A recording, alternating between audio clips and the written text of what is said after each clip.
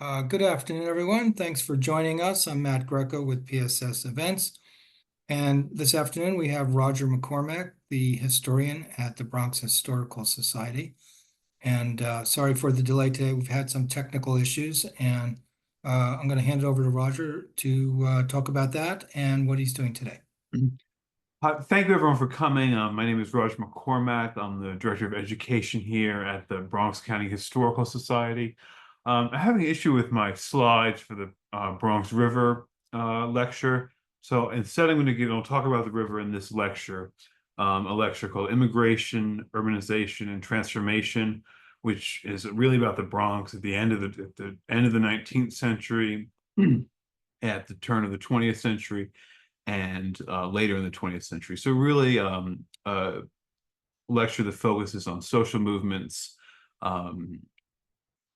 urbanization, as the title suggests, and really when the modern Bronx is founded really at the turn of the century, when you have New York City annex first the West Bronx in 1874, and the East Bronx in 1895, and then of course the boroughs are created in 1898 when Greater New York City is created, and this creates this huge population boom. So this is a series of images that are really significant in 19th century and 20th century Bronx history. And I decided to start out because if I could do my slides here, because we are in, unfortunately, it looks like a very grueling World Series for the Yankees. Sorry. Very grueling World Series for the Yankees. But in 1977, during the World Series at Yankee Stadium, a Goodyear blimp panned out and was focused on a fire that was happening a few blocks away in the Bronx. And there's two sportscasters, and this is the source of the famous line that's never really said about the Bronx is burning, by Keith Jackson and Howard Cosell, who were talking about the intensity of the fire they could see from the Goodyear blimp, and noted that it was an area in the Bronx close to Charlotte Street that Jimmy Carter had just visited. So this kind of was like a media sensation, and it led to this kind of reckoning over what was going on in the South Bronx at that time. Comparisons were often drawn between the bombed out cities in Europe after World War II, and the cameras tended to focus on, as you would expect, areas of the Bronx were most sharply damaged by arson and housing deterioration. So this is a time when the city has really lost a lot of money. You see 1977, there's a great fiscal crisis in New York City in 1973. The famous, another New York Post headline, Ford to New York, drop dead, referencing Gerald Ford, who refused, and I was always amused by this. Eric Adams recently tried to do the same thing with President Biden, but Gerald Ford did what President Biden did and refused to bail out some profligate mayors. And you also have, as a result of this fiscal crisis, you have sharp reductions in fire department budgets, as well as this very nasty and racist ideology that basically said that if an area was deemed a slum, it was essentially written off, and they wouldn't provide basic services, which included fire trucks and so on. And so added to this as well, a lot of the Bronx at this point in time had become redlined, which means that if it was any kind of financial loan, anything of that nature was kind of denied to residents or of a certain area if it was deemed as a slum, or if it was seen as racially undesirable. So it's very kind of nasty. And this is a very telling headline. It really focuses on the movement to kind of try to rebuild and to help to ameliorate the Bronx from the arson, which was largely the result of landlords torching their buildings for the insurance money after they couldn't really derive any profit from them anymore. So this is thematically a kind of an interesting lecture, because it focuses on various things, but the basic the basic focus is on the development and really the history of the Bronx in the turn of the century in the 20th century. So this is a perspective view of the what was originally called the Grand Boulevard and Concourse, shown in 1895. So this is a very famous road in the Bronx. It's modeled after the Champs-Élysées in Paris. It was founded and laid out in 1909. It was very interesting at the time. It was designed by Louis Rissa, who was a French engineer and was hunting in the Bronx when it was still rural. And he saw this series of ridges going south into Manhattan, and he decided that this would be this place to build this monumental boulevard that he had dreamed of. So creation of the Grand Concourse is really due to Reese, but also by Louis Haffen, who was the so-called father of the Bronx. He was the first Bronx borough president. He was then the commissioner of street improvements for the western half of what is now the Bronx, or the annexed district, as it was called at the time. So the Grand Concourse originally stretched from 161st Street, very close to Yankee Stadium, northward towards the Marshall Parkway is where it ended. And it was extended later to 138th Street to the south. And it served at the time of its founding in 1909, in the 20s and 30s, as really a kind of counterpart to Manhattan's Fifth Avenue. You had very upper middle class residents, and the buildings then were state of the art. And today, it has the largest concentration of Art Deco buildings outside of Miami Beach, really profuse designs. Most colorful in the area close to Yankee Stadium. So from about when the Grand Concourse at Joyce Kilmer Park, which is about 161st Street in the concourse, up to I would say 175th Street. That's really a tremendous profusion of Art Deco buildings. And so living on the concourse became really a status symbol. It was often referred to as the Jewish Park Avenue. Wealthy Jews lived there. And there's class divides in the Bronx. So in the East Bronx, you had working class Jews given to radical politics. And in the concourse, that was more subdued due to the material wealth of the groups that lived on the concourse at that time. And so the Art Deco was just, characterized by geometric lines. The Chrysler Building is a great example. It was kind of meant to evoke this very linear, very logical, this kind of belief in progress and the belief in that social institutions and commerce would continue to improve. So after the Great Depression, there's a bit of a damper that's put on the Art Deco. It's not as florid as it was.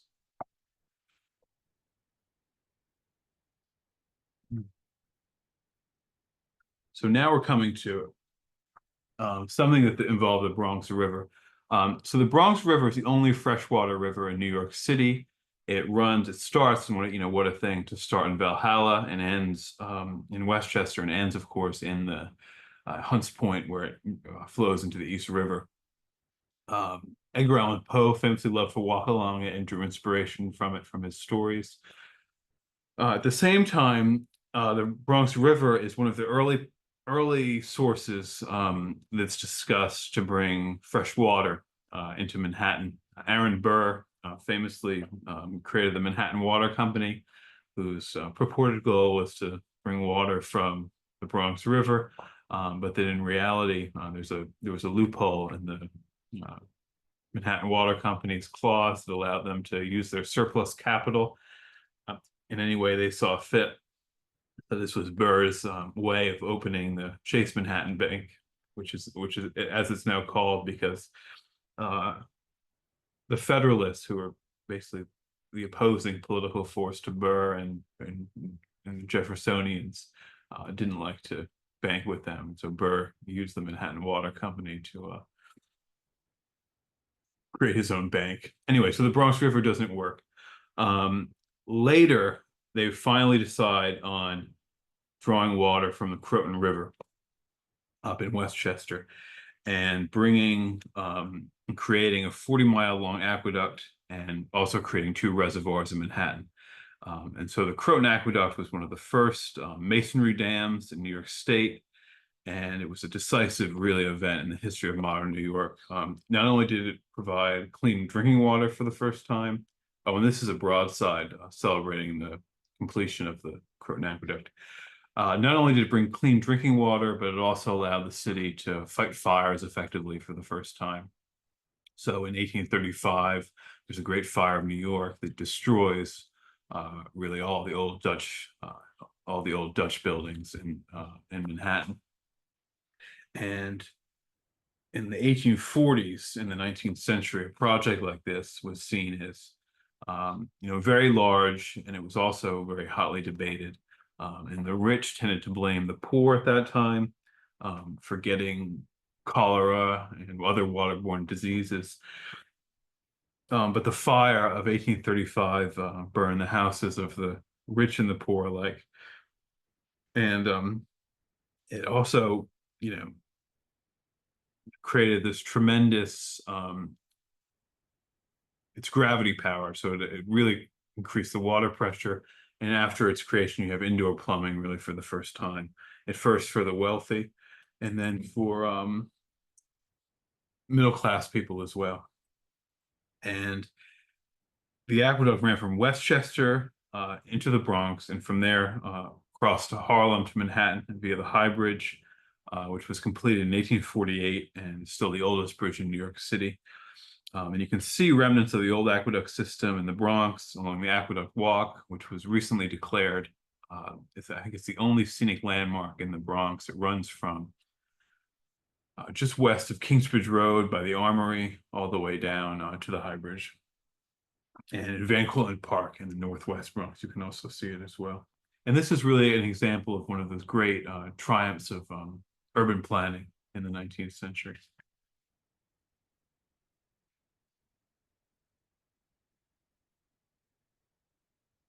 So this is a print from Edgar Allan Poe's magazine. And Edgar Allan Poe was a one-time resident of Fordham.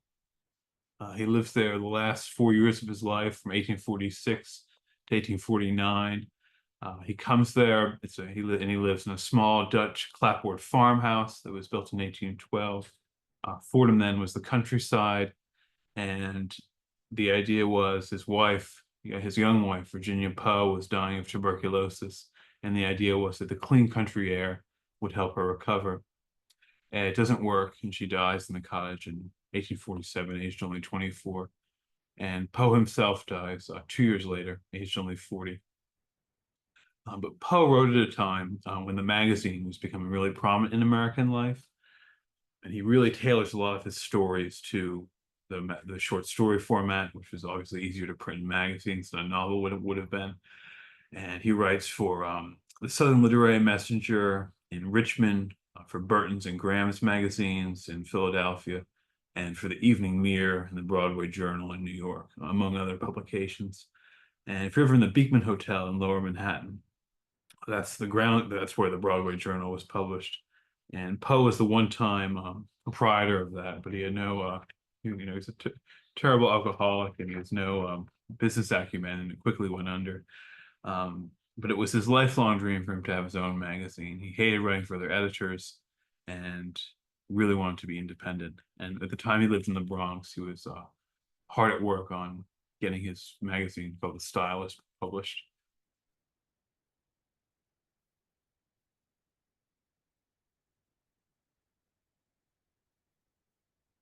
So this is a flyer which is advertising a mass meeting that was organized by the Bronx branch of the NAACP in 1964. And this flyer emphasizes the connection between civil rights struggles that were waged in Mississippi and the South during the 1960s, and the solidarity provided by northern branches of the NAACP, particularly in the Bronx. So a number of the prominent leaders of Southern-based civil rights organizations, such as the Student Nonviolent Coordinating Committee and the Southern Christian Leadership Conference, often hailed from Northeast cities. Bob Moses, who was the leader of the SNCC, taught in the Bronx. during the 1950s, and Martin Luther King Jr. visited the Bronx a number of times during the 1950s and 60s to speak at St. Augustine Presbyterian Church, which was the historic church of his friend, the Reverend Elder Hawkins. And so this mass meeting took place at the Reverend Hawkins' church, which is located on 165th Street and Prospect Avenue. And the featured speaker was Miss Fannie Lee Cheney, who was the mother of a civil rights worker that had been killed in Mississippi. And this strategy was typical of the NAACP and other civil rights organizations in northern cities at the time. And the goal here was to build a mass base of support across differences in a united struggle against the violence of Jim Crow in the South. So African Americans have been in the Bronx really since its inception. It goes back to the early days of colonization. Slaves were brought from Barbados and other Caribbean islands and worked in the plantations on what is now the Bronx. But the largest increase of African Americans in the Bronx begins in the 1930s, when what's called the Great Migration, when refugees from the Jim Crow South moved to New York, really Chicago, all over the country, but mostly to northern cities. Harlem was often the first destination for Southern African Americans, but the apartments there were often cramped, and the rents were very high. And this encouraged many of these families to move to the more spacious, much more affordable apartments in the Bronx, also where there was a huge amount of parkland, which we'll talk about a little bit later.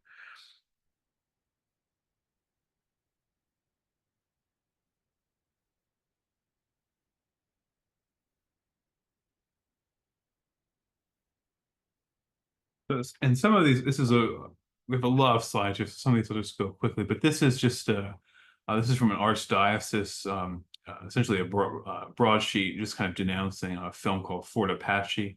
That was a police film with Paul Newman that kind of trashed the South Bronx. And it led to a boycott at Lincoln Hospital. And here's the slide. And Fort Apache is a name for a district in the South Bronx. It was seen as particularly rife with crime in this period.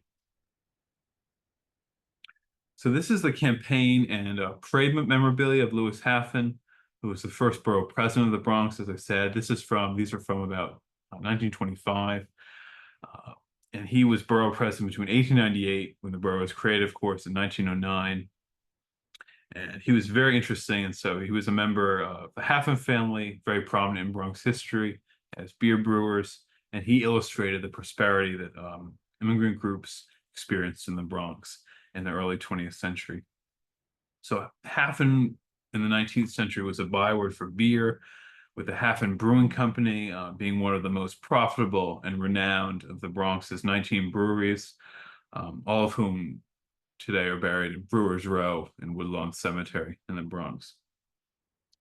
So the Bronx's topography was ideal for brewing, in that it allowed brewers to build caves, rolling hills of the Bronx, for storing beer. This is, of course, pre-refrigeration. And you also had a lot of clean, cold water that was supplied by the Croton Aqueduct. It's also very close to New York City, the Bronx. Part of it now, but at the time it wasn't yet. And it was very easy to access various modes of transportation that made it ideal for brewing. So this is a ribbon that was bestowed upon Haffen by the Society of Tammany, or Tammany Hall, as we call it, which was infamous for its almost complete dominance of New York City politics during the 19th century. And the title, Sachem, Grand Sachem, is a word that the Algonquin peoples used for tribal leaders. And in this case, it refers to Tammany Hall bosses, like Louis Haffen. And Tammany Hall was obviously, undoubtedly corrupt, but also at the same time, it served as a way, a kind of means for immigrant New Yorkers to acquire jobs, political power, and eventually office. And it also offered mutual support and a community for new immigrants that were trying to find their way in the often complex and tumultuous world of 20th century New York.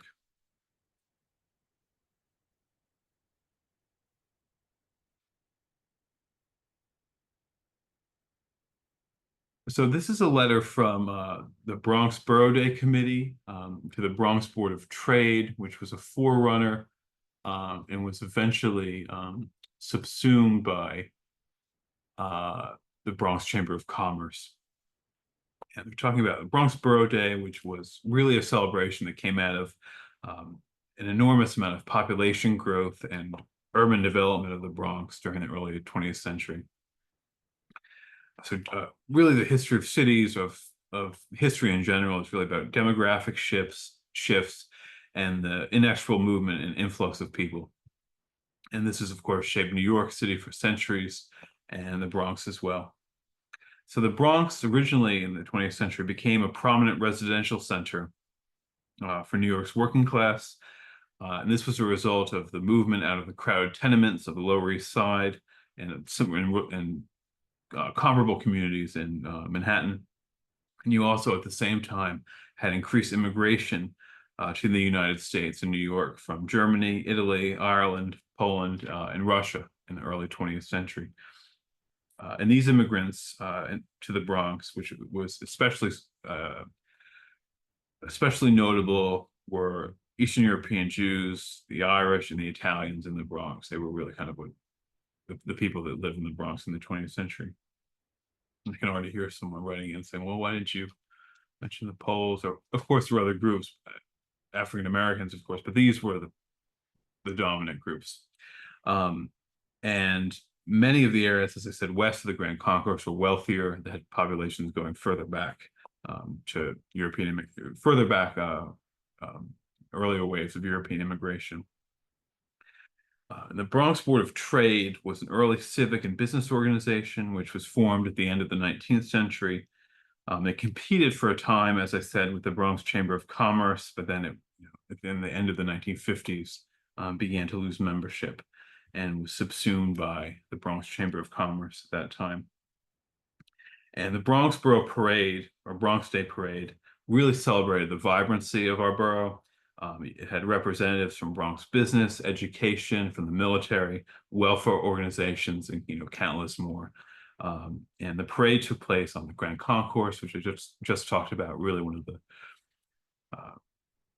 great symbols of the urban development of the Bronx. And that allowed the borough to increase its population in 1900 from 200,000 to over 1.2 million by 1930. But really one of the great population increases in human history.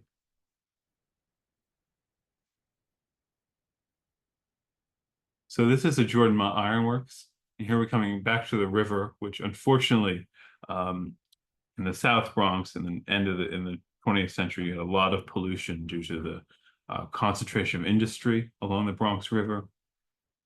And Jordan Mott set up his factory in what is called Mott Haven. Today in the South Bronx, he wanted to make the area a haven for industry. He was widely credited with inventing the coal-burning stove.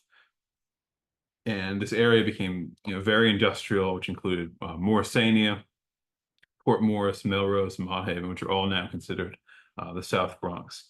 And Jordan Mott founded the Mott Iron Works in 1828 after buying land from the Morris family, who were very prominent in American history, and their ancestral estate was in the South Bronx, Morrisania. Lewis Morris was a signer of the Declaration of Independence. Gouverneur Morris wrote the Constitution in the form we have it, the so-called penmen of the Constitution, along with James Madison. So the Mott Iron Works were founded in 1828. They were headquartered first in Mott Haven and then in Trenton, New Jersey. They became very profitable.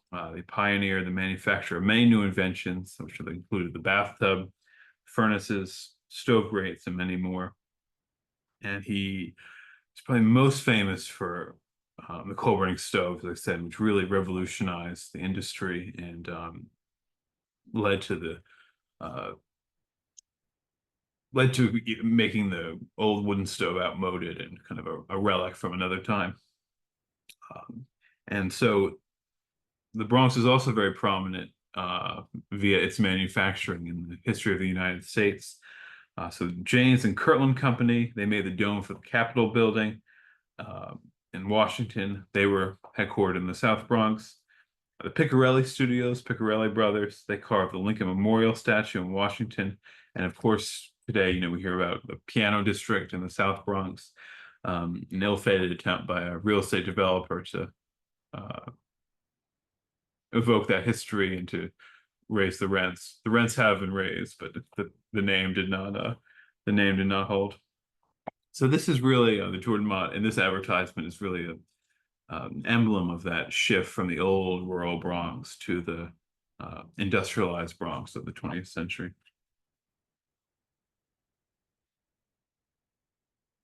This is another brewery. This was Eichler's. I won't talk about this too much. I don't want to keep you for all day.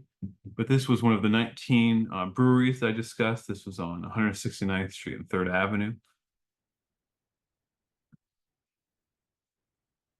This is a schematic drawing of the Bronx Terminal Market, which was laid out in the 1930s through the collaboration of the LaGuardia mayoral administration in New York with the Roosevelt administration, Franklin Roosevelt through New Deal infrastructure and employment programs, such as the Works Progress Administration. And the Bronx Terminal Market, along with the Arthur Avenue Market, was designed to benefit because they were covered markets. It was designed to benefit and improve the lives of the city's many pushcart vendors, who at the time really had few central places to sell their wares that were protected from the weather. And the terminal market was a precursor to the Hunts Point market, which is much larger, of course. And today, it's the Bronx Terminal Market is a shopping mall, but at the time, it was seen as it was much larger and on par with the Hunts Point market. So this is the title of a book called The New Parks Beyond the Harlem, which was written by John Mullally. He was an Irish political reformer and journalist. Also, unfortunately, very racist, and later in life gained notoriety for egging on attacks against African Americans during the New York City draft riots in 1863, or pardon me, earlier, this was before this. But he was also interested in creating in the City Beautiful movement, in creating these kind of bucolic urban spaces. And he realized that Manhattan couldn't hold itself, and the population around Manhattan would increase. And so he petitioned the city to buy up a lot of parkland in the Bronx.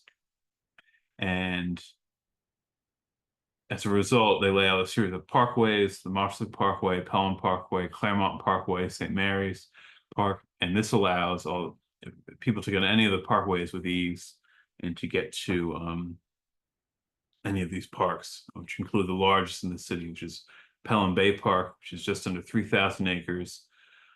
And Cortlandt Park is the 3rd largest, and of the 5 boroughs, the Bronx has the largest acreage of parkland of any of them.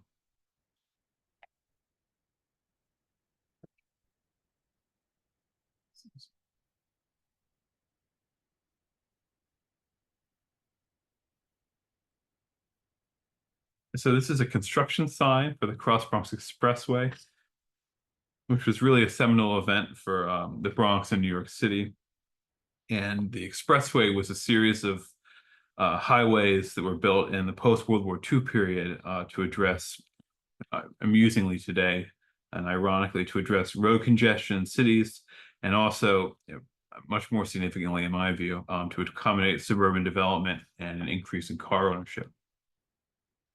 So Robert Moses was the master city planner. He was the chairman of the Triborough Bridge and Tunnel Authority, one of his many titles, including Parks Commissioner at one point, and he was a key figure in the creation of the Cross Bronx Expressway.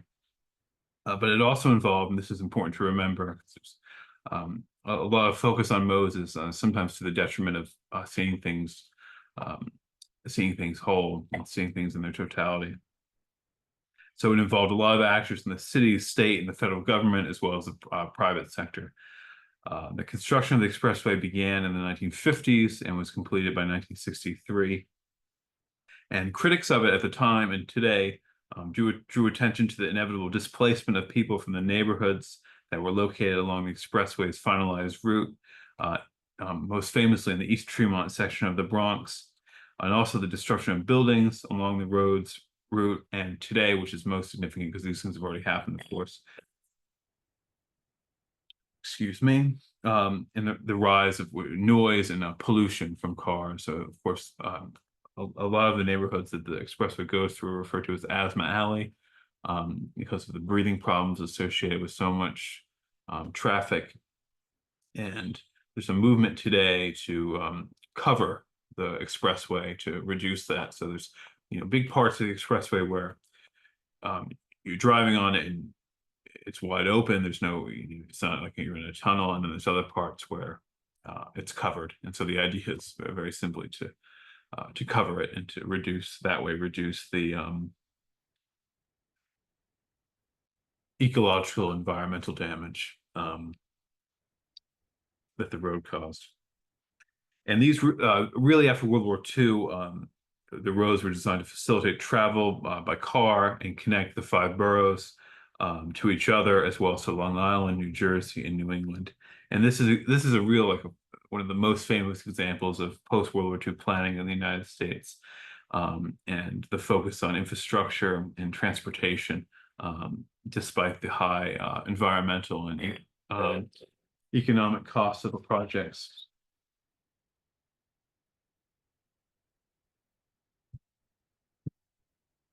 So this is a sales receipt from a Rogers department store.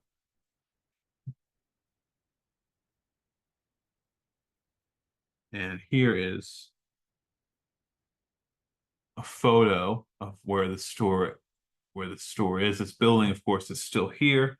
This was called the Rogers building. It was then a Sears, and today it's part of Fordham Plaza. This is very interesting. You see the old trolley car tracks. Sorry. This is part of the old 3rd Avenue L, which is really the first modern railroad in the Bronx. It's extended northward out of Manhattan at the end of the 19th century into the Bronx. And you have these villages and really kind of towns kind of grow up around it. So 3rd Avenue and 149th Street became known as the hub, became the preeminent place to go shopping for Bronx residents. And Fordham Road and 3rd Avenue also became, and it still is today, despite the fact that 3rd Avenue L has been, demolished, really the preeminent place for Bronxites to go shopping. So this is very interesting. This would be, you can't really see it, but this little house here, this was where the Metro North is today, and where the first railroad that was even there when Poe was there, we call the New York and Harlem Railroad, where that was. And behind it would be Fordham University. This is Theodore Roosevelt High School, which is still there today, but is now broken up into various schools. And so this is a photograph of Fordham from the 20th century, from 1914.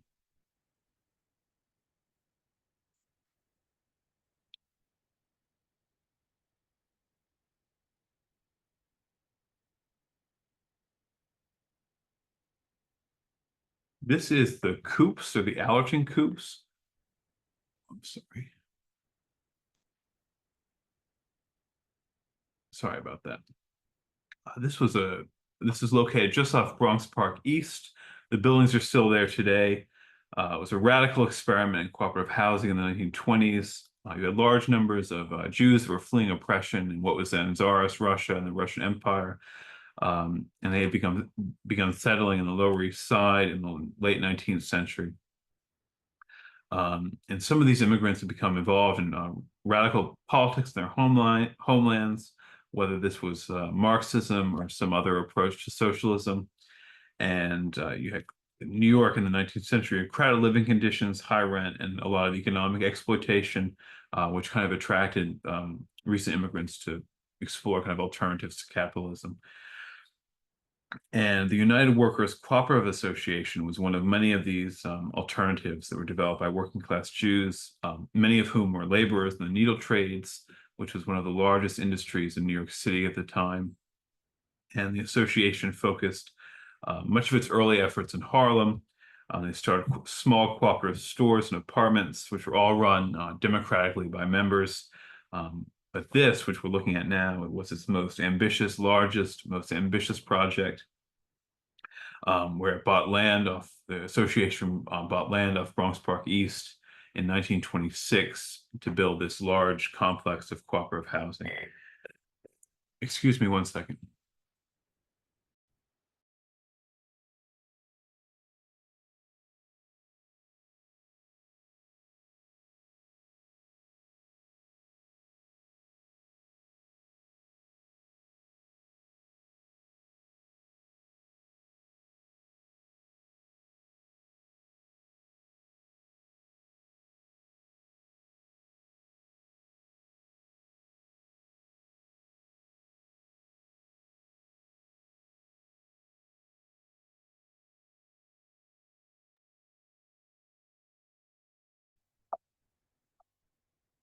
Excuse me.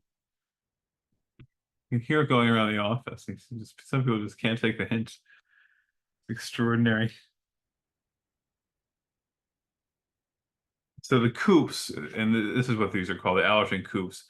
You would buy in, you had a share, and were sold to tenant investors at the rate of about half a year's salary for working class people at the time.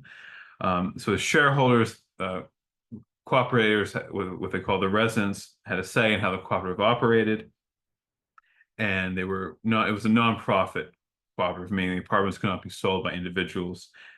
When you left, you get your initial investment back with the interest they had collected on it. And there was a democratically elected board of directors who would decide who would get to live in the new apartments.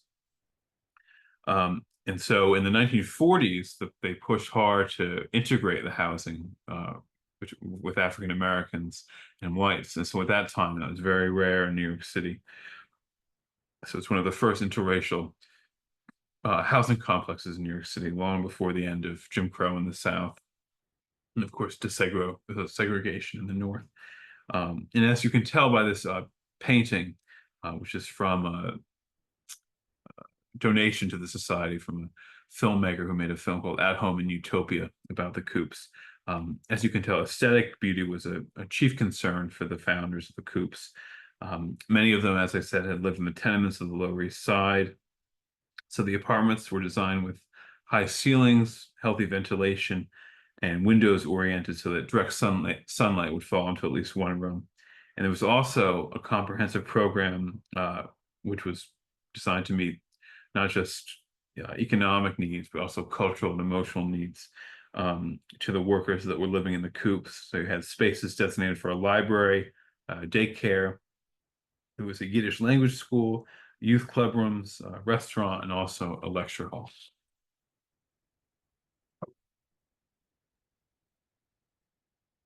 And this shows the oldest bridge in New York City, the oldest toll bridge in New York City, the Kings Bridge.